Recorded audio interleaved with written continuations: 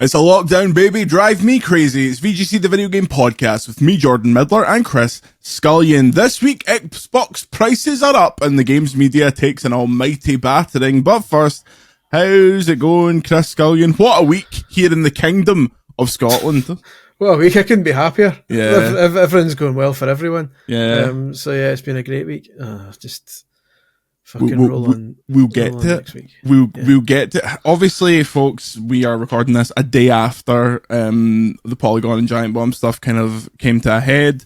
We are going to do our normal show for the first half, all the news you need to know, and then last story of the week. We'll chat about the state of games media and everything that's happened with Polygon and Giant Bomb. And boy, do we have plenty to say on that. I should also probably apologise in advance because I know we're marked as explicit on various podcast services, but it might get a wee bit sweary. It's going to get too hot to handle. It's going to be one of those, you mind your dad would get you a Mock the Week DVD for your Christmas that was all the bits that were too hot to handle. And it was just like a normal episode, but they said the F word in it like twice, and you go, oh. It was just a parade of Frankie Boyle stuff over and over again.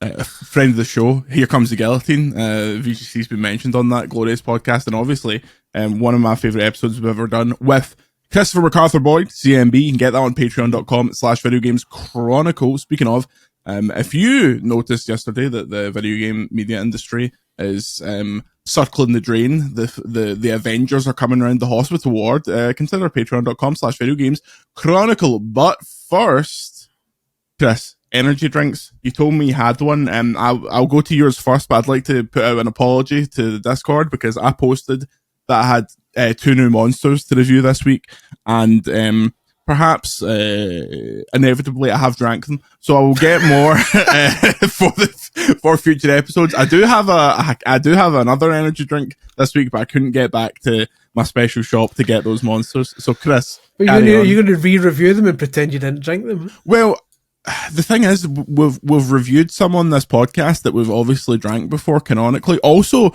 Sam B, official VGC historian, pointed out that we have never actually officially reviewed Aussie Lemonade, which is just bizarre to me. So we've got a lot to catch up on. We do need to work our way through for the sake of the spreadsheet that we've got going on the Discord that has all our reviews. For the sake of those, we really should be ticking off all the monsters. Yeah.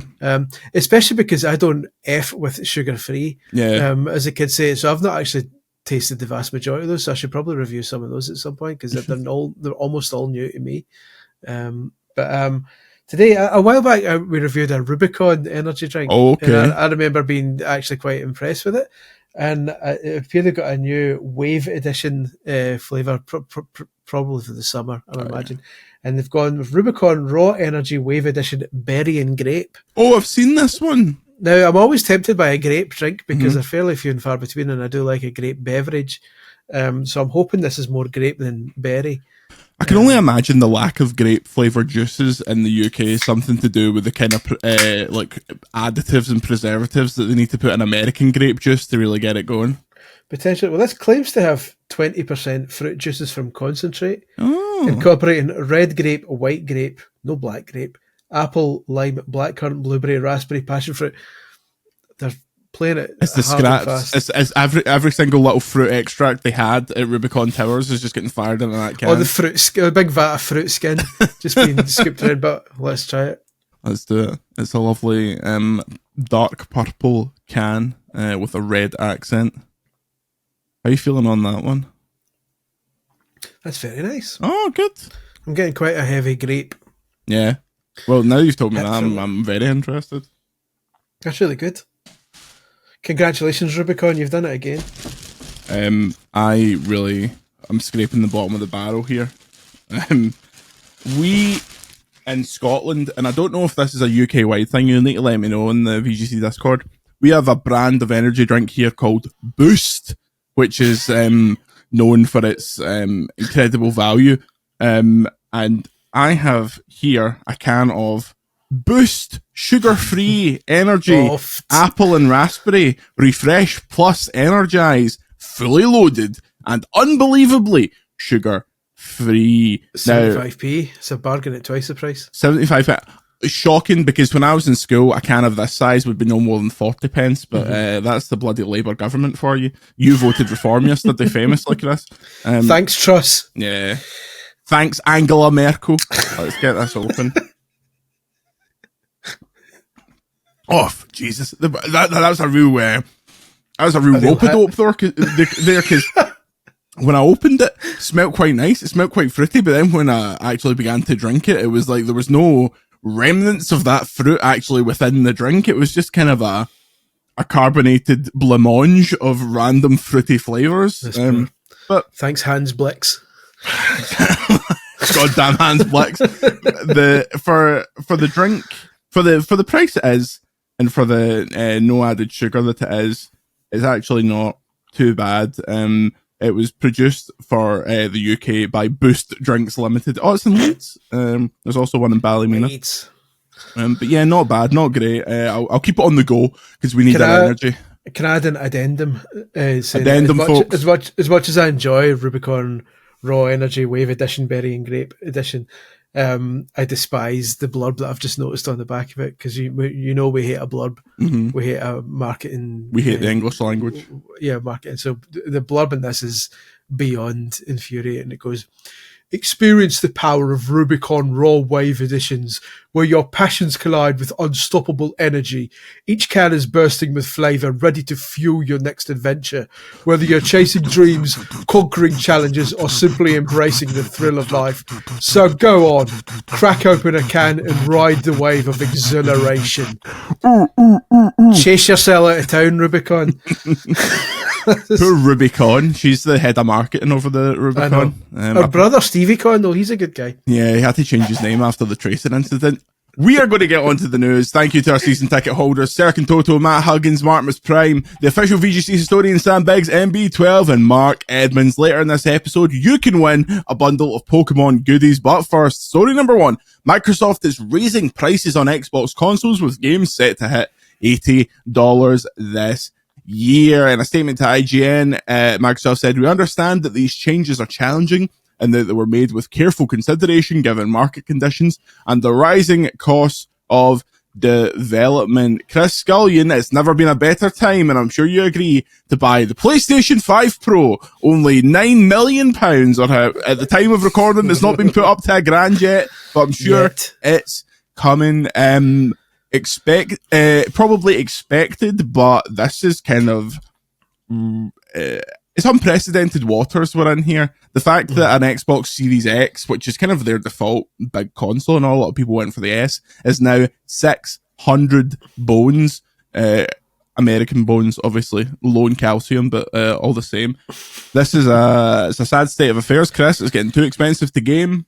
Yep, and this isn't the end of it. Nope. Like when the Switch stuff was done, I tweeted it begins, and then when the PS5 prices were raised everywhere except America, I wrote it continues, and then with this news I retweeted that and wrote it continues, and that's not going to be the last time I do it.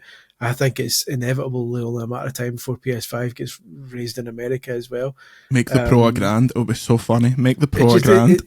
Or they might not. I mean, it depends on what game Sony are playing here, because Sony, for those who don't remember, raised the price of the PS5 and its various alternatives recently, pretty much everywhere except America. And everyone's going, isn't America the one with the tariffs? Shouldn't that be like the one where it goes?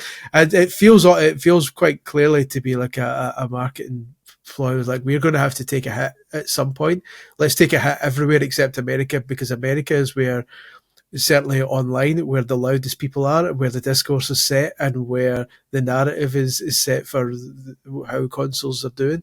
Let's keep the Americans happy and have everyone else take the hit.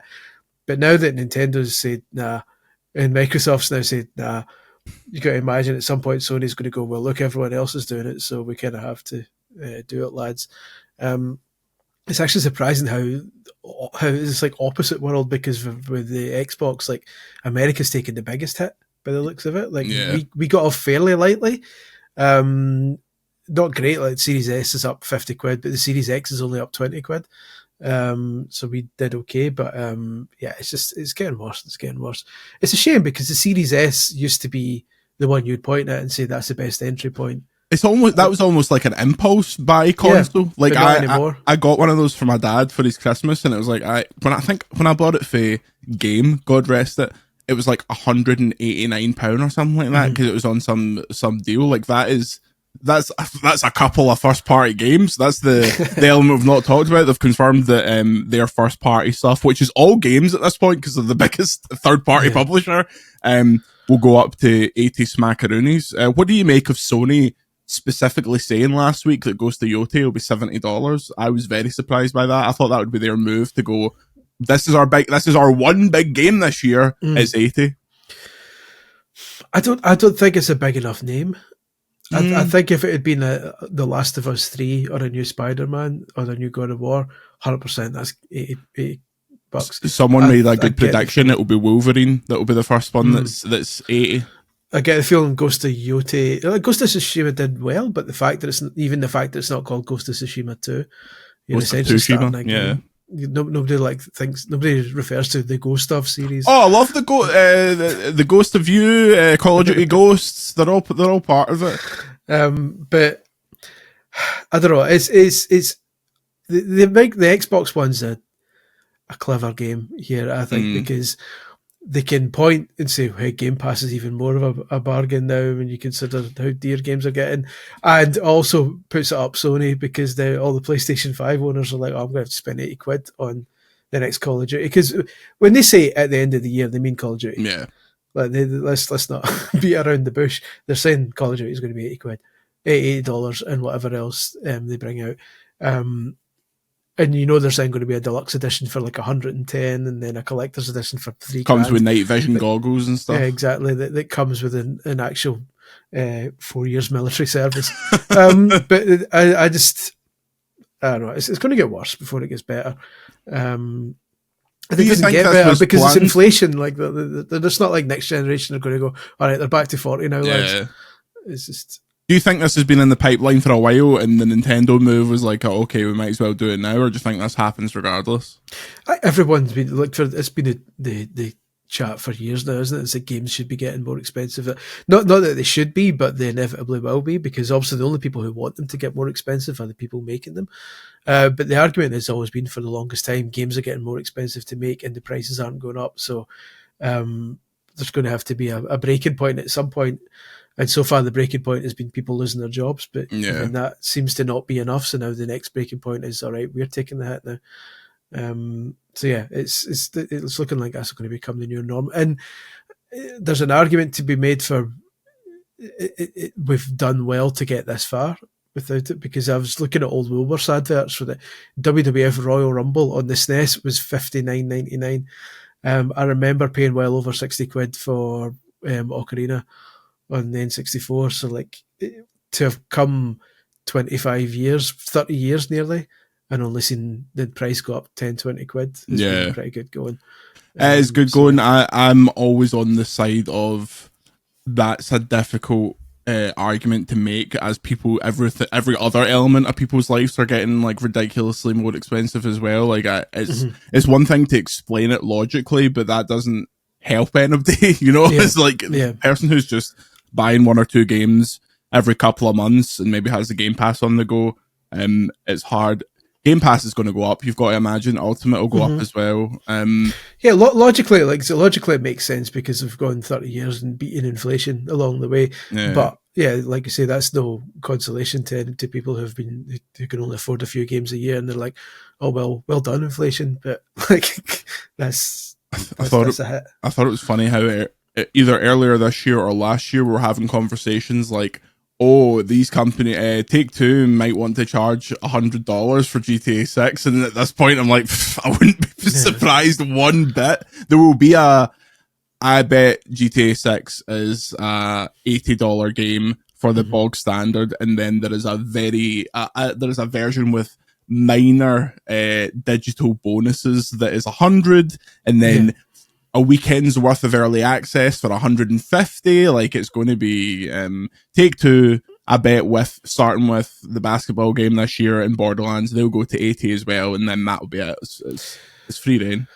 Yeah, there's a lot has changed at Take-Two since the last GTA came out. Yeah. So the pricing structure is going to be very different, I would imagine. I hope they do a physical collector's. This is a tangent, but a physical collector's edition of GTA 6, because the GTA 5 and GTA 4 get quite nice physical collector's editions that still kick about. They were pretty simple. Like, you got like a Los Santos baseball cap for the last one, and I think the one before that you got, what was it? It wasn't Knuckle Dusters. They sent out Knuckle Dusters, which is just unbelievable.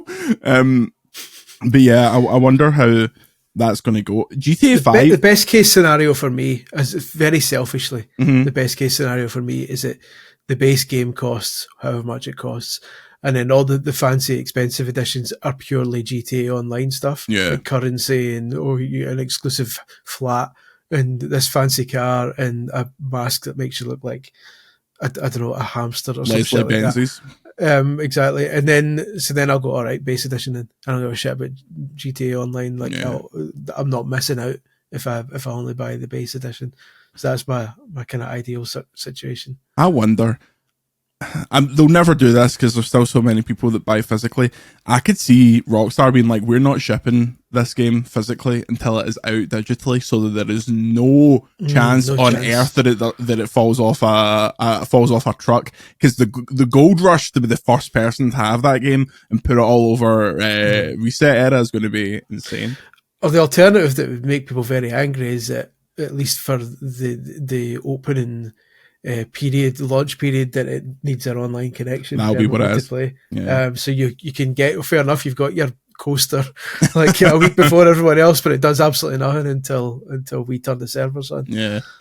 God, that's going to be a hellacious review process. I can't wait. Story number 2, on the same track as downloading things. Game preservationists say Switch 2 game key cards are, quote, disheartening but inevitable. Game keycards are Nintendo's new branding for cartridges that still require the game to be downloaded from the Switch 2 online store before that game can be played. The cartridge doesn't contain game data, rather it's simply a key to enable a download. Quote, game keycards are different from regular game cards because they don't contain full game data. That's from Nintendo. Now this is coming from a few places where we saw a lot of third party stuff go up.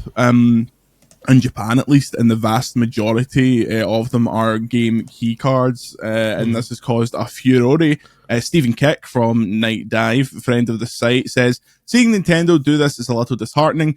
You would hope that a company as big that has such a storied history would take preservation a lot more seriously. And Video Game Heritage Society co-founder Professor James Newman is less convinced that it will be a major issue, saying even when a cartridge does contain data on day one of release, games are so often patched, updated, and expanded through downloads that the cart can very often lose its connection to the game and functions more like a physical copy protection dongle for a digital object. I'm with the good professor on this one, but I know this is a topic that gets people razzed, Chris Scullion.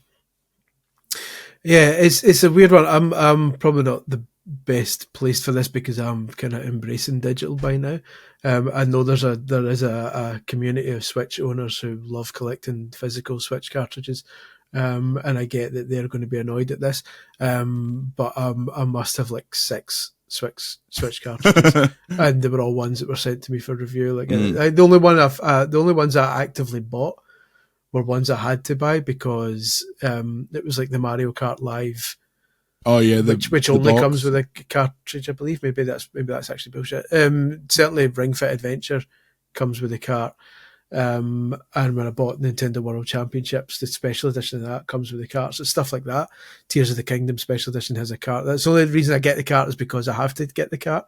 Given the choice, I would always pick digital.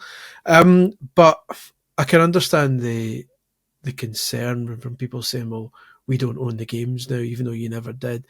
The only thing I would say is that this doesn't feel like a Wii situation or a DSiWare situation where after 10 years, 15 years or whatever, they pull the plug and remove it.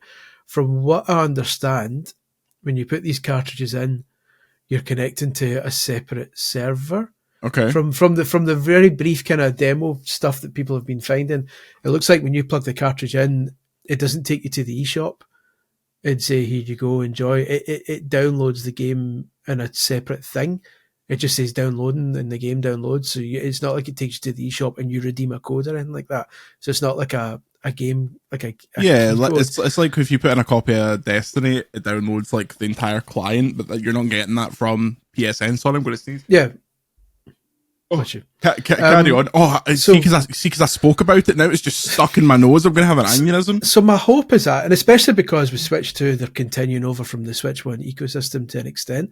It looks like Switch 2 has the same eShop. So that bodes well for Switch 1 eShop. It's not like they're at some point in Switch 2's life, they're going to say, right, we're turning off Switch 1, because it's the same thing. Yeah. It's the same reason why they haven't switched off the Xbox One store, because there isn't one. It's just the Xbox store, and they're kind of they're joined at the hip. It's the same case here, by the looks of it, but the fact that it doesn't connect to the eShop, by the looks of it, suggests that even 3 generations from now, when Nintendo finally says, right, we're turning off the eShop, they might still keep on the ability, because it's essentially the re-download feature. Yeah. Rather than the eShop, it's basically saying, you own this game, you could, like when they shut down the Wii for a while, you could re-download games. You can still re-download certain games that you'd bought. So I'm hopeful. Nintendo's a rich company. Nintendo's not going to go out of business in the next 40, 50 years. Big Shunty's got some money in the bank. He's got some cash for a rainy day. My prediction is that the battery in your Switch 2 will explode before you stop being able to access these games. I think you'll be okay. I get how annoying it is to buy a game on holiday and then not be able to play it because your shit hotel Wi-Fi means you can't download a 60 gig game. So in that sense, there's going to be a lot of annoyed parents buying games for their kids and then realizing they can't play them on the flight home. But in the grand scheme of things, it's annoying, but I don't think these games are going to die 10 years from now or anything like that. Yeah, I also think like we are in the business of thinking of the edge case, and I wonder if you were really to extrapolate that out, where the actual pain points of this situation are. I think the biggest pain point is like an emotional one, where people want to think they own like the actual thing, whereas they don't, which I totally understand. But other arguments like preservation is like, that's a non-starter for me. Yeah. Like all these games are preserved. All these games will be preserved, even if the developers kill them. The only games that can't be preserved are live service games, because obviously once the servers go, that's it.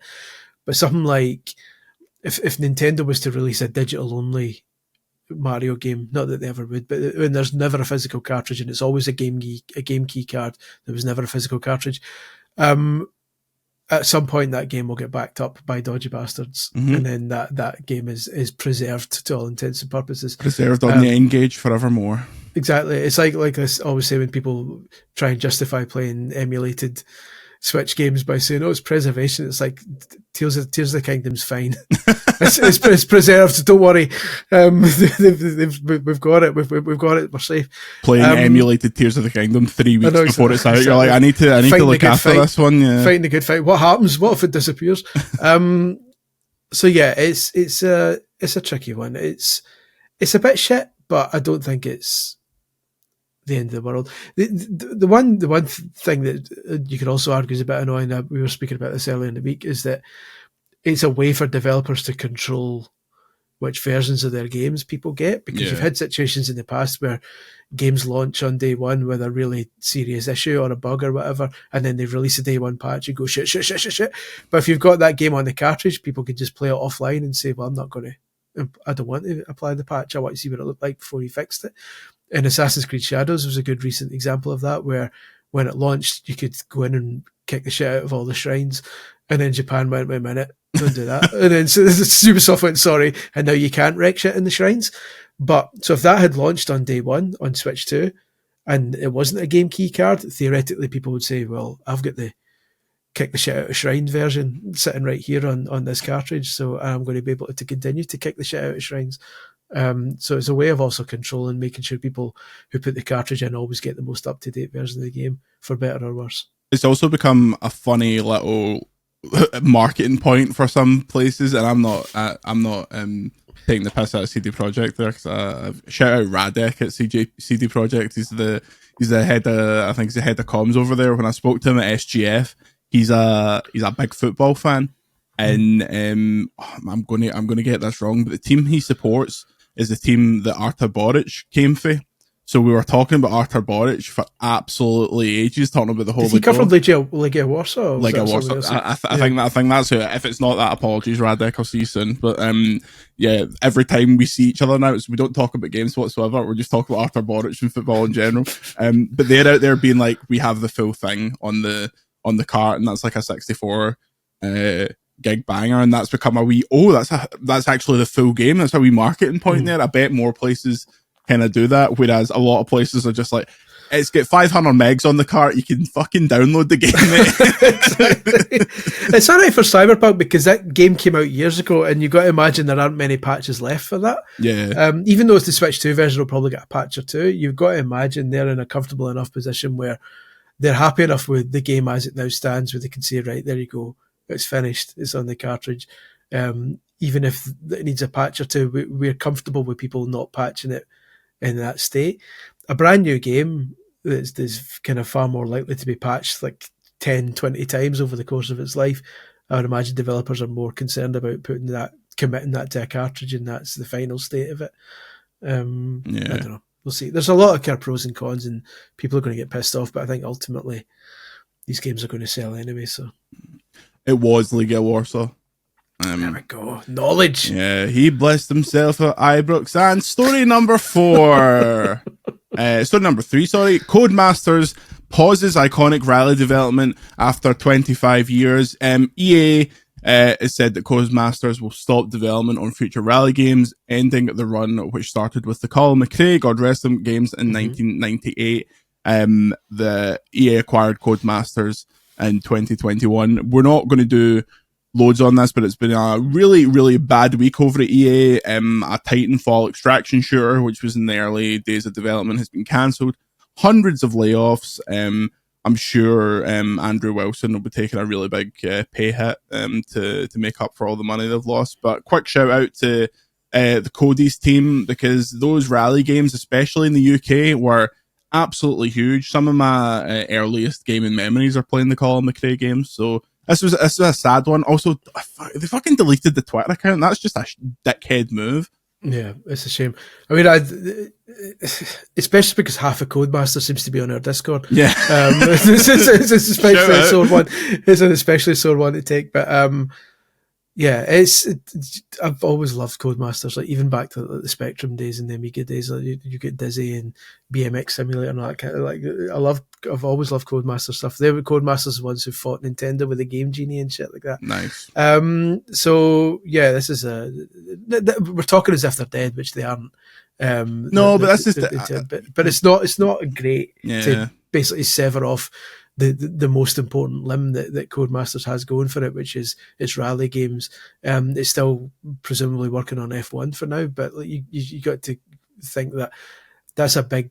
You've very seriously handicapped that studio there by taking away a lot of its kind of key components, and that's not great. I suppose because the F1 as a sport is so popular right now that they're like, okay, while the F1 train is at its absolute peak of popularity, we'll just keep on. And their F1 games are fantastic, so I'm not surprised that they're really focusing on that. But it's like, for me, the racing games get a weird rap where it's like, oh, it's all the same thing, but the spectrum of style of racing in the racing game genre is unbelievable. Like, you cannot compare Horizon to normal Forza to normal Gran Turismo to Dirt to Formula One. Like, it's all so different, and I'd like something like especially the Dirt series. I have really good memories of the Dirt series on 360.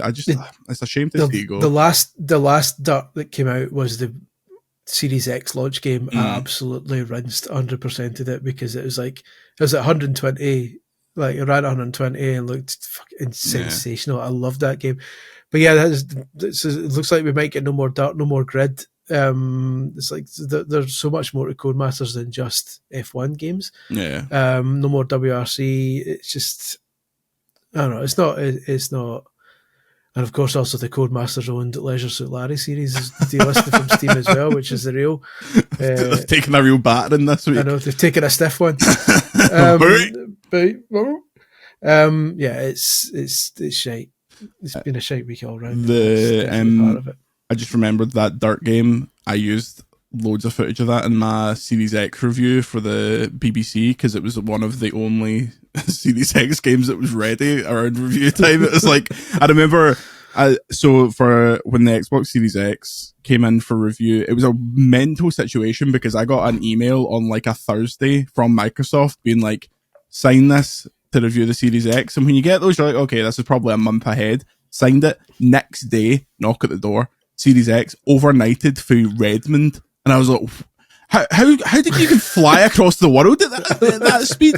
And then fired out a rocket. You plug it in, and it's basically an Xbox One X because it had the same UI and none of the games were ready. And it was just like, well, the first thing I played on it was Mirror's Edge, and I was like, well, it looks very nice. It's a nice console, but that was ready. The Yakuza game was one of them. So, and Assassin's Creed Valhalla, truly one of the worst video games ever committed to celluloid. This is one thing on a tangent here. I apologise for the tangent, but this is one of the interesting things that's going to happen with the Switch 2 because when a console has a lot of new features, especially online features, a lot of times those aren't turned on until I remember when I reviewed the Switch, the eShop wasn't turned on yet. Even the ability to upload screenshots wasn't turned on yet. So all the screenshots I took when I was reviewing Zelda, I had to basically set up my PC grabber and run it through that and grab my screenshot gallery through that because I couldn't just share the screenshots. There's a lot of, when the Wii U came out, a certain publication infamously gave the Wii U a score of like 5 out of 10 or something, and this was before the Miiverse was even on it. They just reviewed the console without any of the online functionality, and I was like, that's a bit harsh. So yeah, it's going to be interesting because obviously Switch 2 might not turn on the chat feature or any of that kind of stuff until the actual console releases. So I'm curious to see how the early coverage of that goes before it releases because not everything might be available yet. We'll do story number 4 before the break so we can really have a rant when we come back. Story number 4, Gearbox boss denies Borderlands 4 date changes due to GTA 6 or, quote, any game. Randy Pitchford was out there with his new Barnet chatting about the fact that Borderlands 4 will now come out 11 days earlier, I believe. He said, quote, Borderlands 4 shipping early is 100% the result of confidence in the game and development trajectory, backed by actual tasks and bug find fix rates. Our decision is literally 0% about any other product's actual or theoretical launch date.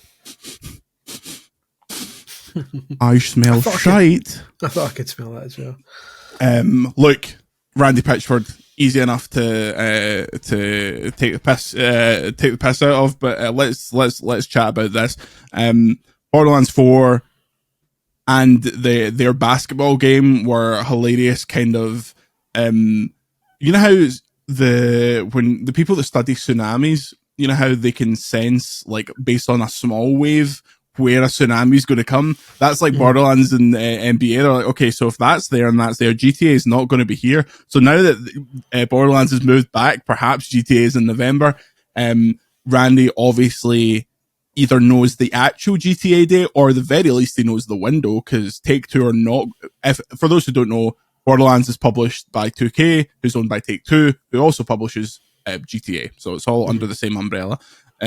So I think this has a 100% impact on the release date of GTA 6. And is it November, Chris? Is it going to be November? Are we feeling November? I don't know. He's saying 0%. You're saying 100%. I don't know who to believe. I'm going to go 50. Okay. I'll go a happy medium.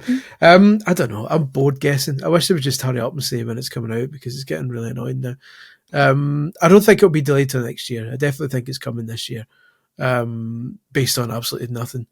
Aren't Take-Two's financials in like 2 weeks? We'll definitely know by then because they'll have to declare it. You would hope so, yeah. But I don't know. I mean, the fact that it was moved only like 2 weeks or something makes me think, yeah, okay, maybe, but because why else would you? I just don't know why he's got Steve Coogan here now.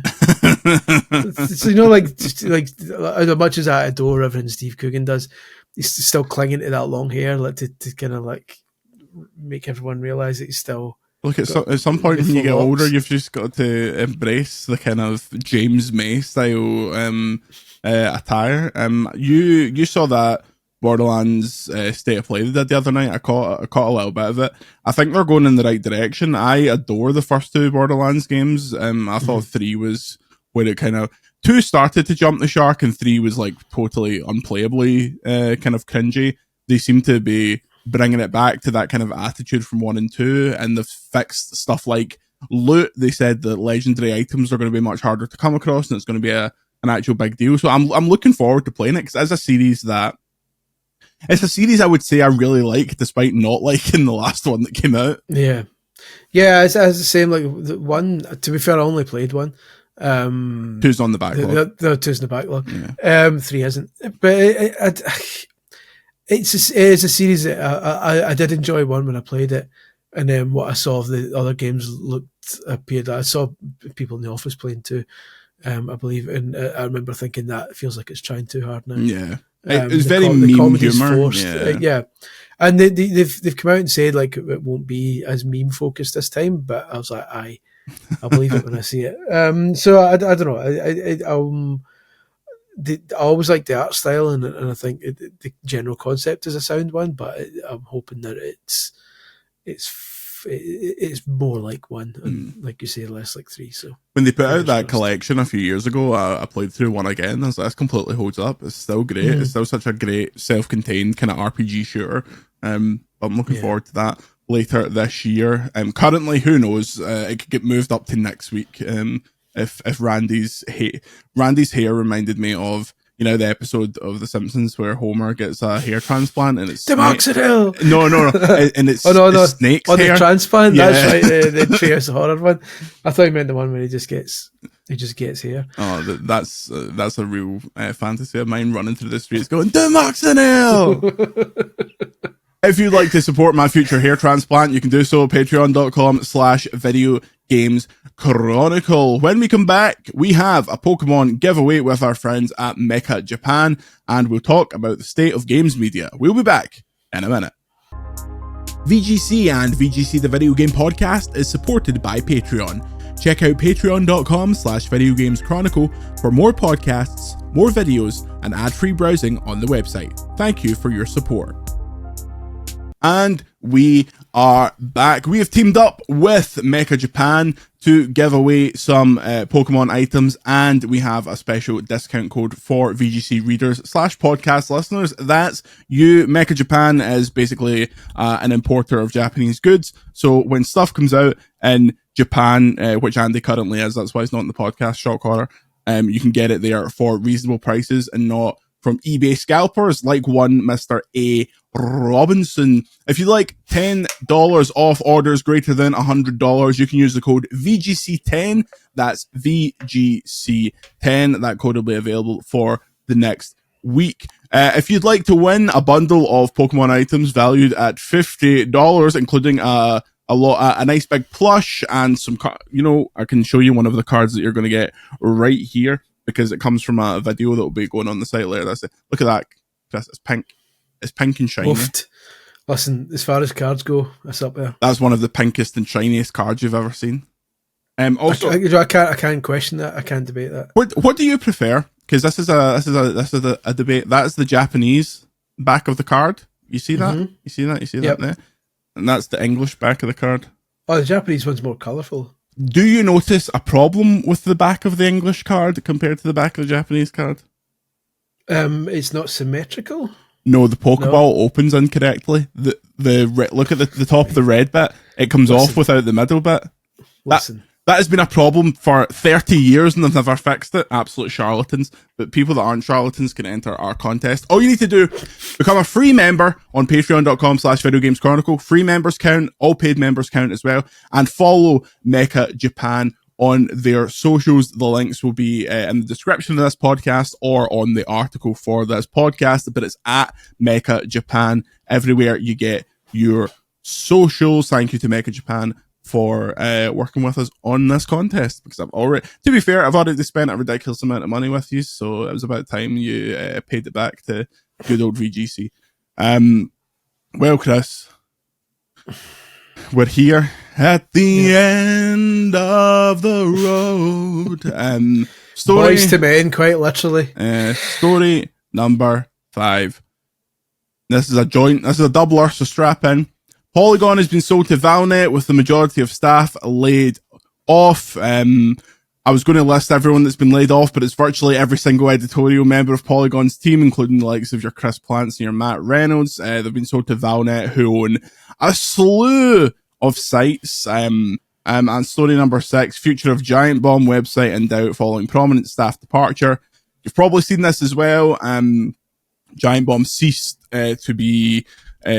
live streaming last week, and then on the Giant Bombcast this week, episode 888 of the Giant Bombcast, they did a lengthy segment where they made fun of brand guidelines that were brought in by their owner's fandom, which restricted them to not swearing and other stuff that is completely kind of antithetical to the content that Giant Bomb has done for 16 years. Now, Jeff Grubb has confirmed that he is gone, and Dan Reichert mentioned on a stream that he is looking at his future as well. Things look very bad. Chris Scullion, 2 actual giant, pun not intended, 2 Goliaths of the industry collapsing on the same day. I can't remember the last day that was this bad. No. Yeah, this is where I get a bit ranty, and when I get a bit ranty, I sometimes lose my train of thought and don't say weird shit. So I apologise if I'm not as articulate as I usually am. At some point, I might refer to Polygon or Giant Bomb as being closed accidentally, to stress they aren't closed. But when pretty much all the staff are gone, then to all intents and purposes, those outlets as they existed don't exist anymore. The name might still exist, but let's face it, they're as we know them, they don't exist anymore. It's miserable, and it's miserable, and it's infuriating. What infuriates me more is people taking pleasure in it, especially the Polygon one. It's like some of the stuff I've been seeing doing around seems to suggest that Giant Bomb's a shame because they're like normal people, but Polygon, or they hellmend them, as we would say, they deserve it. It's like, nobody deserves it. We're all doing this because we love doing this. So we're not in it for the money, for fuck's sake.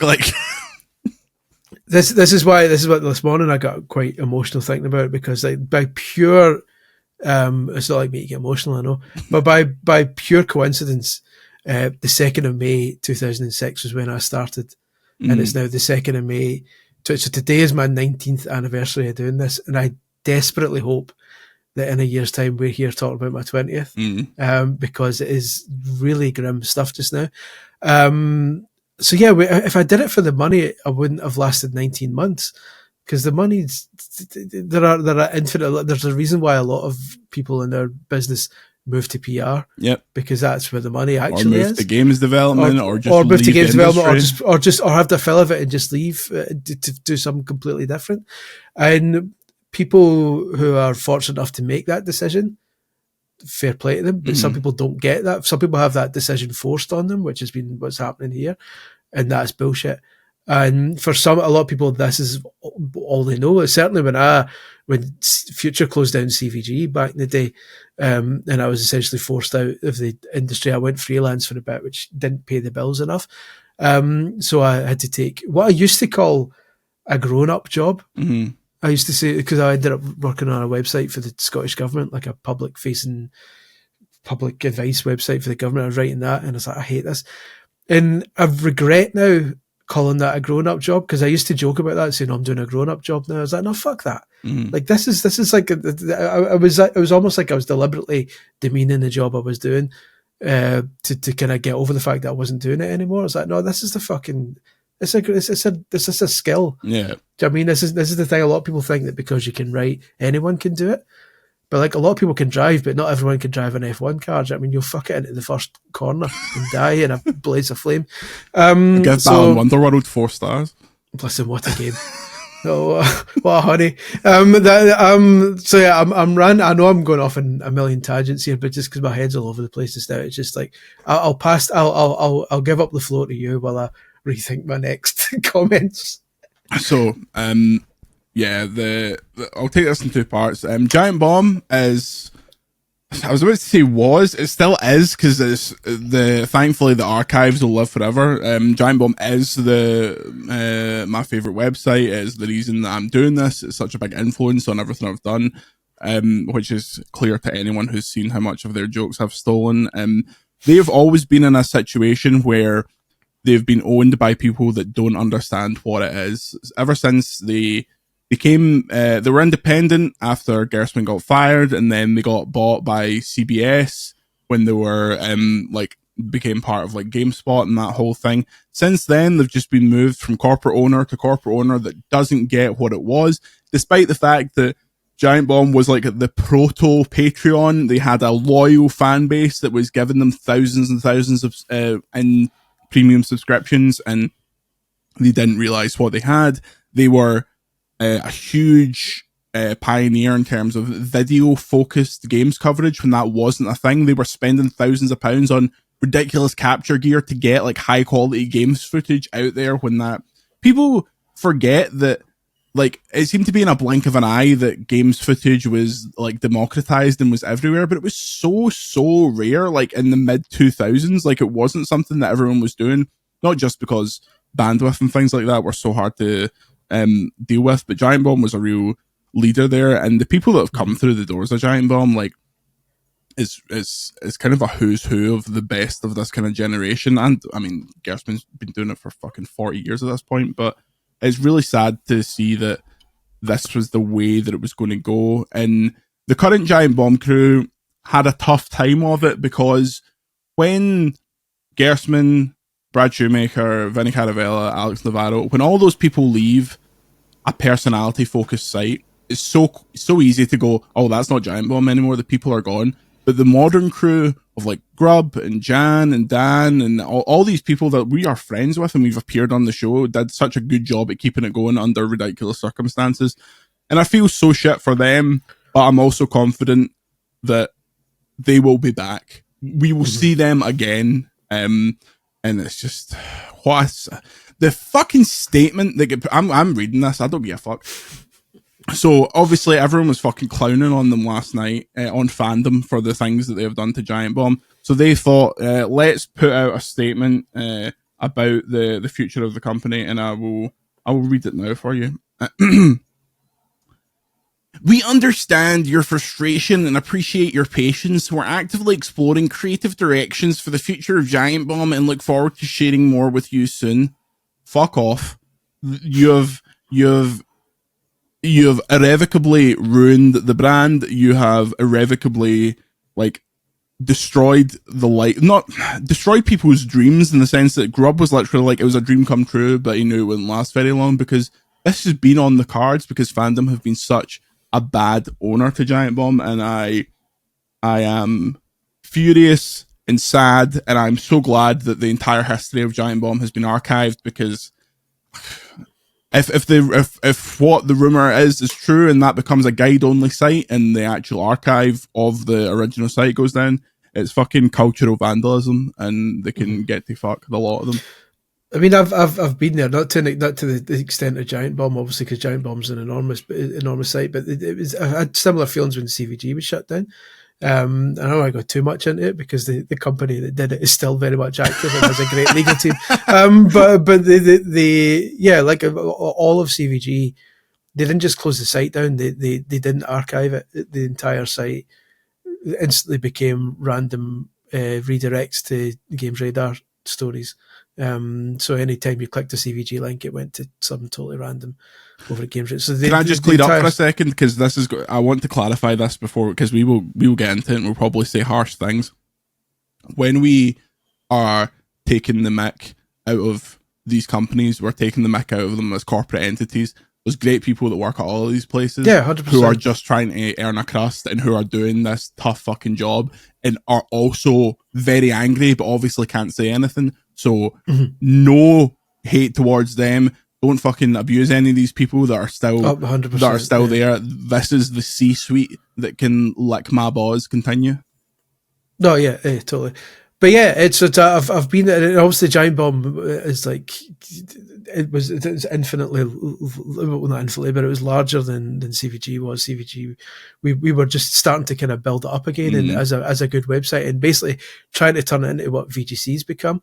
When the plug was pulled under it, because CVG was a different type, a different vibe, and a different tone, and when Andy was leading it, we were building up to. We had a vision in mind, and we're building up to what VGC like a proto is. VGC kind of thing. Exactly, and then the rug was pulled under it, and the entire site, like history, going back to like the Dreamcast era, all those news articles were just wiped, and I was like, well, that's the entire history of video games from our publication gone now. So I'm glad, like you say, that the Giant Bomb, the kind of following has preserved all of it, because that would have been. The immediate like tragedy is people like losing their gigs, but the subsequent tragedy would have been that all the work that them and their predecessors, especially those who aren't with us anymore, would have all disappeared, and their mark on the internet would have disappeared. So it's glad to hear that's all preserved, because so that their kind of their work, in some cases their memory can kind of continue on. So yeah. So fucking, I was just, obviously I did the story last night, and it was actually, when I was writing the whole history of the site, I was like, I feel like I'm writing a fucking obituary for like a friend. Like, it's so like, fucking sad. Yeah, you are. It's like, and obviously, like, the people that founded that site, like Jeff, Ryan, who's obviously no longer here, Brad, Vinny, they've all gone on to bigger and better things. So they all have Patreons. Jeff Gersman Show, Nextlander, like, everyone's doing their own thing.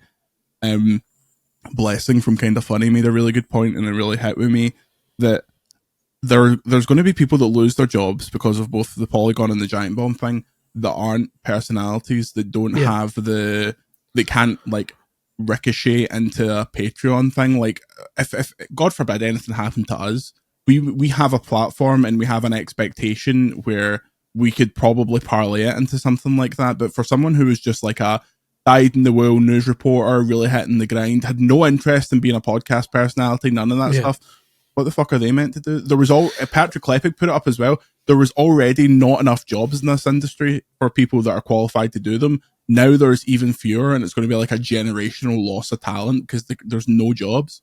Yeah. And again, I'm conscious that every time I'm discussing this, I'm bringing it back to me and making it about me, but like, I can only go by my own personal, like, I can relate to some of this because I've been through it. Not to the same scale, but like when CVG was punted, I wasn't, not that I'm a personality now, I'd be mental to suggest that, but we didn't have the community that we have now at VGC. So when CVG went under and I launched my own website, it was pretty modest stuff. Do you know what I mean? Like, I launched a Patreon and I was making like $150, $200 a month on it. That was as much as I could gather with my status at that point. And you can argue a million different reasons for why that was. American publications get more eyes on them, so it's harder for British publications to get a following, etc., etc. But the reality was, like you say, I was properly into the news side of things, and that was what I was known for. So whenever there were big events like E3 and stuff like that, I never went to E3. I stayed back in the kind of behind the in the trenches, the war room, writing churning out the stories, because that was my skill. That was what I did. So you're right. There's going to be people here who aren't the front facing personalities of these sites who can't come out and just say, oh, it's all right, I'll launch a Patreon and get 10 grand in a month and then I'll be fine. It's like, not everyone can do that, and those are the ones who are really going to struggle. And all this has a knock-on effect right down the whole industry, because there are lots of freelancers just now trying to get work, and they're about to get joined by a lot of other freelancers who have potentially more experience than them, and that knocks them further down the list. And then indie developers are going to take a hit from this because the fewer sites there are and the worse revenue gets, the more focus there'll be on bigger games because those are the ones more likely to guarantee kind of bring in ad revenue and traffic. So the smaller indie games get ignored, which is why we're trying to do our first play videos and stuff. So when things like this happen, it has a knock-on effect on the entire industry. And the people who are saying, "Oh well, fuck Polygon," I get my news from random YouTuber instead because he's more genuine. Where the fuck do you think he gets? Yeah, he does the first thing he wakes up in the morning. What sites does he go to get his news stories? So if Polygon goes down, or VGC goes down, or someone else like that goes down, those sites, those YouTubers will fucking die on their arse as well because they've got no one to source their news from. Because I dare say, and with respect to some of them are doing great work, but I dare say some of them aren't journalists in the traditional sense. Yeah. And it's very easy to source news when the news is presented to you on a plate every morning. But when you then have to go and get your own news, that's a different story. So the argument that, oh, well, fuck these guys, this guy on YouTube is a guy I follow, well, he's going to start struggling soon as well because it's a chain effect. And yeah, just like all your favorite podcasts, like Greg and Bless have made jokes about it before. Like there are a few websites that hold up the entire video game podcast industrial complex by getting the news and putting it out, and VGC is one of them. And that's why, like, I feel sick that we've had so many moments this year where people have been laid off or places are shutting down, and we have to say, like, look, this is why we promo the shite out the Patreon, because without the Patreon we go away as well. So like we have to do it, and it feels shite because you're essentially being like, well, someone who is a dear friend has been sacked, by the way, give us some money. But the worst thing that ever happened, and I think we talked about this in the Private Eye podcast, the worst thing that happened to the media industry was the decision to give it away for free. The fact that 20 years ago it was decided that we will rush to the internet, everything will be free, and we'll just make money on ads. The ad market does not exist anymore. Google is a demon that I would love to never deal with ever again. We have to establish that you have to pay for good reporting. You have to pay for games media. And obviously, we're preaching to the converted here because we have such good support on Patreon. But if you're listening to this and you're only a podcast person, like you exclusively listen to the podcast, and not you're only a podcast just person. A podcast person, piss off. You exclusively listen to the podcast and maybe don't engage with the site. Please consider joining us on patreon.com/Video Games Chronicle. Not only because it will support us, but if you're only a lowly podcast person, there's more lowly podcasts up there, so you'll get more what you're into. But I hate this, and the worst part is I don't think this is done. I think this is we've got more of these to talk about, like later in the year, and it's a collapse of like genuine kind of titans in the industry. And at some point, again, not to denigrate IGN, amazing people there, it's just going to be IGN in a sea of indies. Like that's all it's going to be. Yeah, it's just I don't know. I took myself off social media this morning because I'm like, I'm going to go back to the way I used to be, like many years ago. Because during those freelance days, I was just an angry man. Love that rock. Was picking fights with everyone I could find, and it wasn't a great time. And like I felt it again this morning. Chris, you just got your visa. Let's not get it taken off you already.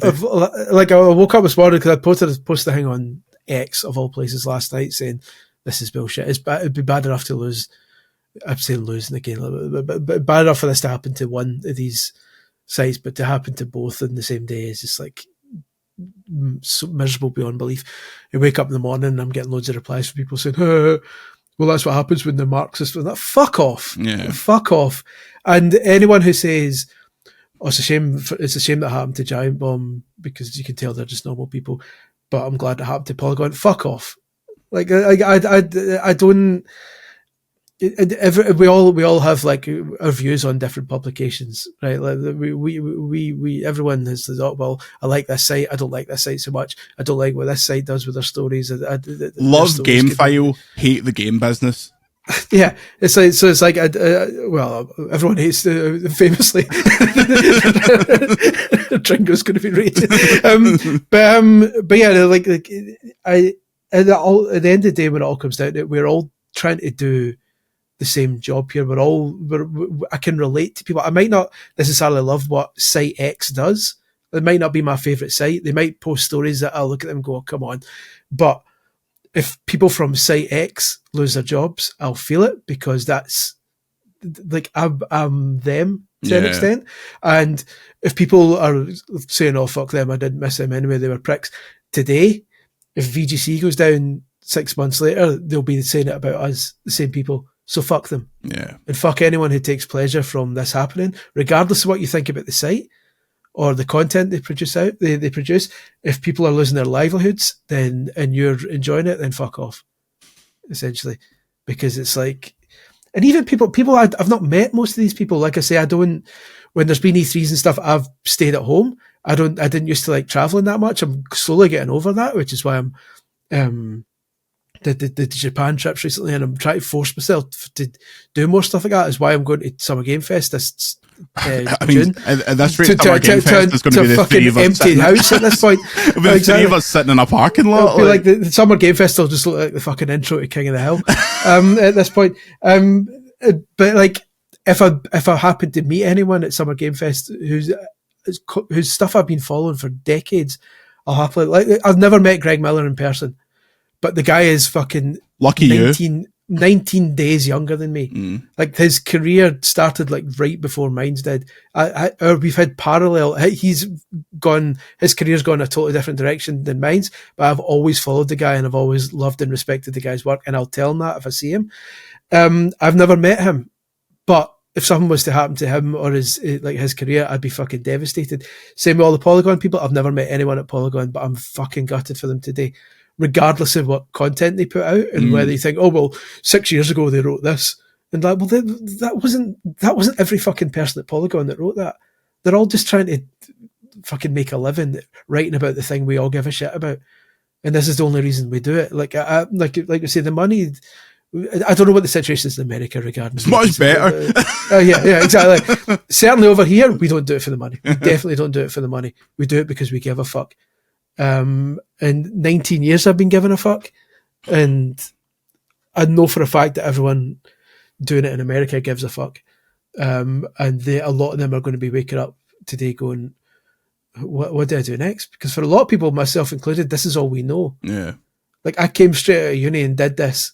And for the couple of years I tried something different, I was fucking miserable.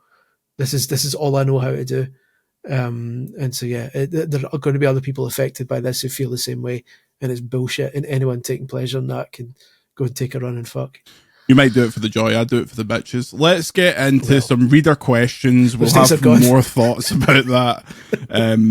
We'll have more thoughts as we continue. But yeah, thank you for all your support. Patreon.com/Video Games Canonical. Justin Friedberg. All these questions come from our Discord, which you can join.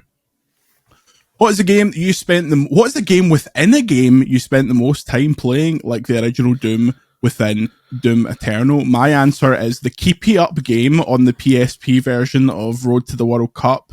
I think it was 06, where you would turn the PSP vertically and just use the directional buttons. It was like a wee rhythm game to do Keepy Up. So that was my answer. The only correct answer is Geometry Wars in Project Gotham Racing. Nice. Okay. Yeah. That works. Geometry Wars is a fucking banger of a game. What an amazing game. Shay asks, I've been trying to get people to subscribe to the Patreon. Good on you, Shay, and listen to the podcast, but it's been challenging because my idiot friends don't handle accents well. How do you view these types of challenges? What do your numbers look like in America? All right, investor. And do you have current plans to chase the world's largest market for games in game coverage, or China? Yeah, or do the big guys and content creators have it on lockdown? They certainly don't have it on lockdown. Look, we have a UK sensibility about us in terms of our humor, in terms of the type of game. This actually harkens back to the history of games media, where the UK games media was very different to the US, and we are very much in the UK camp. We have tons of listeners from the US, and like we get a lot of traffic from the US. I understand the accent thing. you don't know you're born, because my accent has completely changed from what it was when I was younger. If you heard that accent, it would be truly unlistenable. Yeah. The fact that I lived in lived in London for 9 years, and my accent had to change very, like that. I'm indecipherable from what I used to be. But if you don't like our accents, you can get up. That's my opinion. This is the thing. Is like I have no concern for, but I've used to get that a lot of times when we do content on previous things I worked on. You'd always get some Americans, usually Americans, to be fair. I'm sorry for generalising, but it is usually Americans saying, "I can't understand this guy." Well, number one, YouTube's got very good subtitles now that can. A robot can understand me better than you can. That says more about you. Number two, if you're narrow-minded enough to start listening to an accent and say, "This isn't my accent, I can't get along with it," then you're not the kind of people we're aiming for anyway. Yeah. Like there's billions of people on this planet we can afford to do without some of them. Maybe not literally afford, but morally. Look, if we had millions of people on the Patreon, I tell you something, we wouldn't be doing this podcast anymore. It would be. We're only joking, Stack. Yeah, sorry, Pete. Apologies. Yupty asks, if you could be a fly in the wall at any moment or event in gaming history, what would it be? Mine is the emergency meetings after the Xbox One reveal, where they're like, we need to backtrack on all of this stuff. I'd love to see how that actually went down. I would like to have heard the whole Wii discussion. Oh, yeah. About the renaming the Revolution to the Wii, especially because that was announced the weekend before I started my job. And I was like, what have I done? Because I'd literally just left Scotland and I was sitting in an online friend's flat in London, ready to move to my flat and start my job on the Tuesday, I think, because it was a bank holiday. And I was like, and the big news was Nintendo had renamed the Revolution the Wii. I was like, are you fucking what? Yeah. What are you talking about? So yeah, I'd like to have seen that one. So many of those kind of like big pivotal decisions. Like, I suppose I would love to be in Rockstar the day that all that shit leaked. Like, that would have been. I mean, I got a little insight from people that were there, and it was panic stations. Like, everyone got sent home, kind of panic stations. Yeah. But yeah, it was kind of, that was an insane one. It's fun to be doing this when big stuff like that happens. Like, do you remember it was the day before the GTA 6 trailer, and some random cunt just put it on Twitter, and the three of us just descended onto Slack immediately, and it was like, well, that's us for the next hour doing this. Yeah, that kind of stuff is always fun.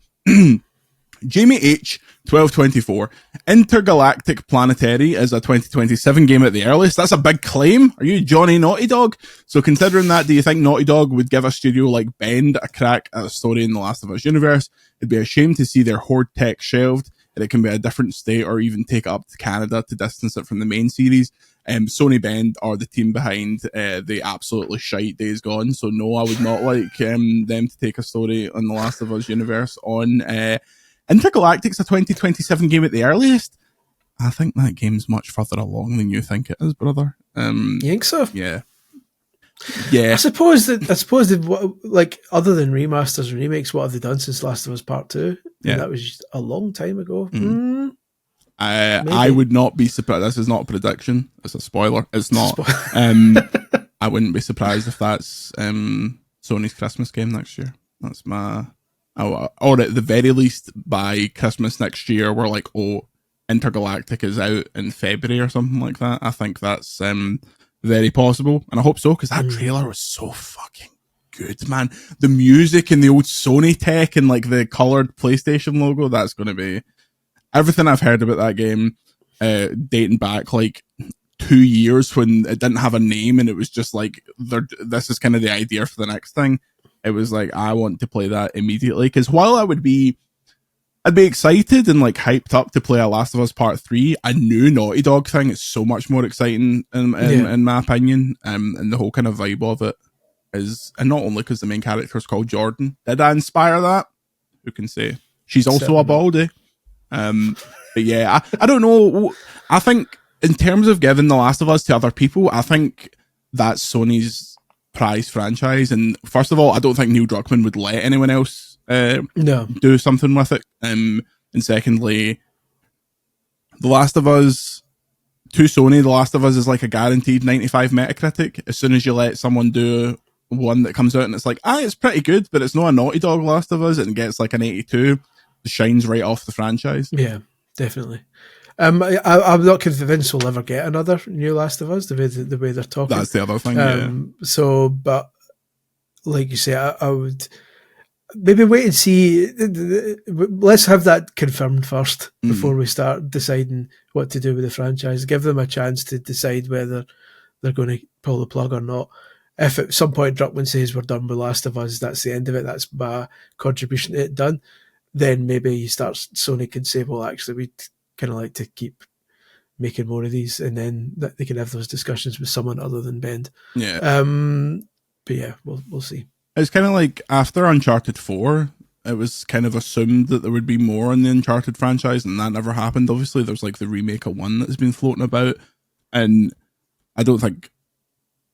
I'm kind of surprised that didn't happen, because while the Uncharted games are really well thought of and reviewed pretty well, and Nathan Drake was like the face of PlayStation for a while, it feels different to Last of Us to me, because Uncharted isn't like a prestige drama kind of one of those things where I could see someone else taking a pop at it. Also, kind of, there's probably the chat about that God of War game this year, the 2.5D one. I think I'm curious to see how that's received, and if that leads to a new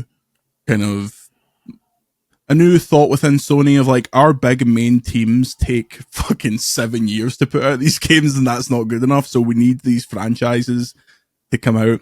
Nico Doucette, he can't make games any quicker. We can't just rely on Team Asobi to keep making games with a team of 60 people. So we'll see. Tenerity Harp says, what country would you love to travel to? And no, you can't say Japan. I'd love to travel to Finland. Good luck, I'm going next week then. You? Do you know, I think I've kind of been everywhere I want to. Like I've Japan, America, Canada would be like my 3, and I've done them. The only one I'd like to, under certain circumstances, would be North Korea.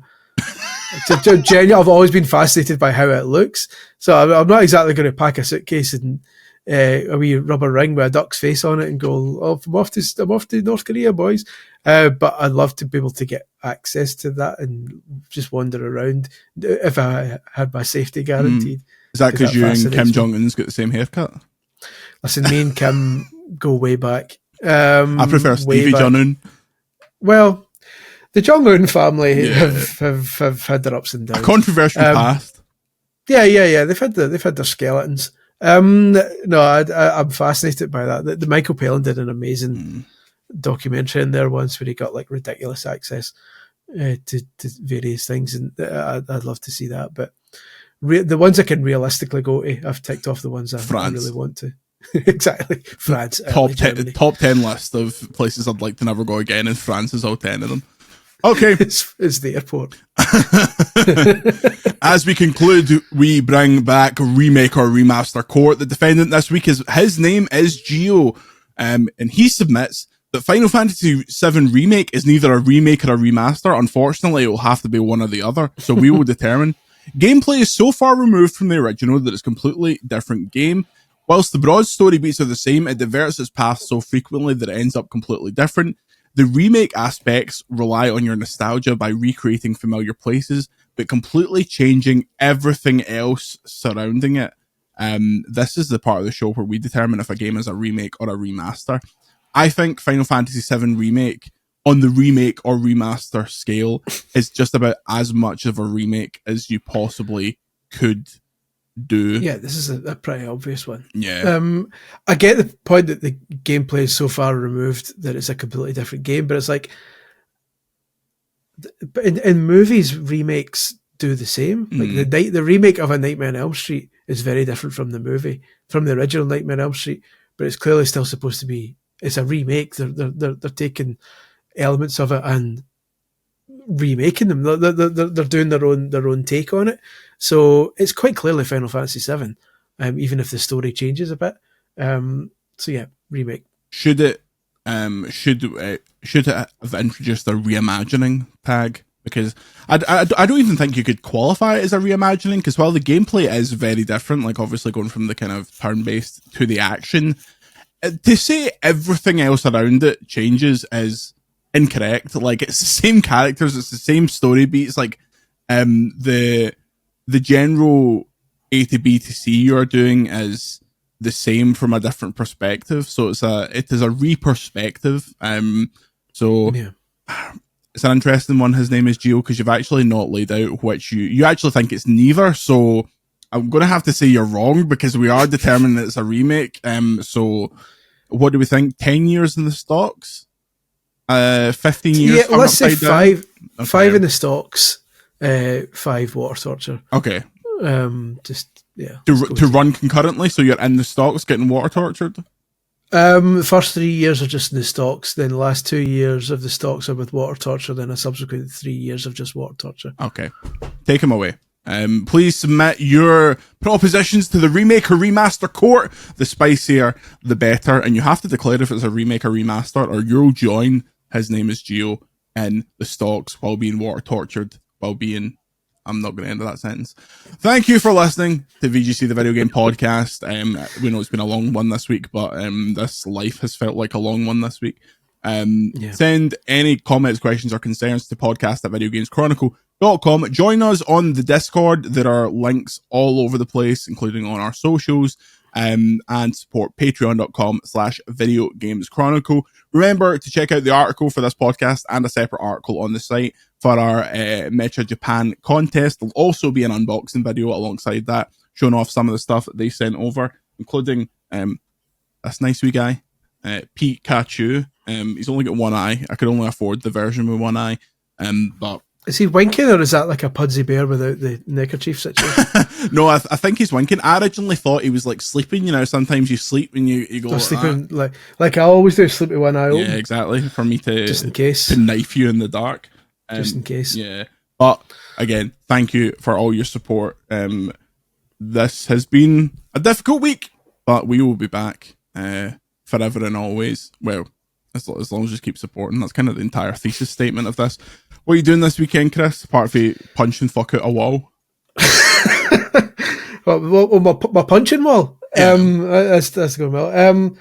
I don't know. I'm going to try and rest for a bit. I've got for Patreon folks, I'm starting my Chris's backlog feature. Mm-hmm. We always have a running joke on here that so many games are on my backlog because I was always reviewing something else when they came out. So I'm going to finally start working on that backlog. I believe we'll start with Assassin's Creed 2. Good. Great game. Given that it's got the Pope in it, I thought it was quite timely.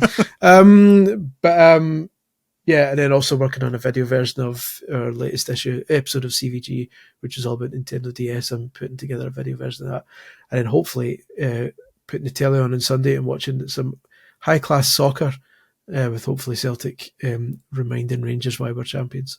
Wait, that's how bad a week it's been. We've not even mentioned the Glasgow Celtic are champions again. Ole, ole. Listen, £120 for a home top.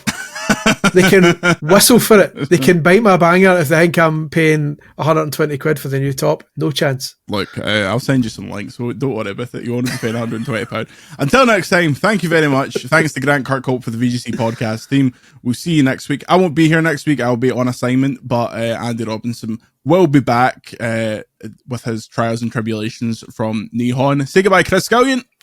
Goodbye, Chris Scullion. We'll see you later. Giant Bomb forever.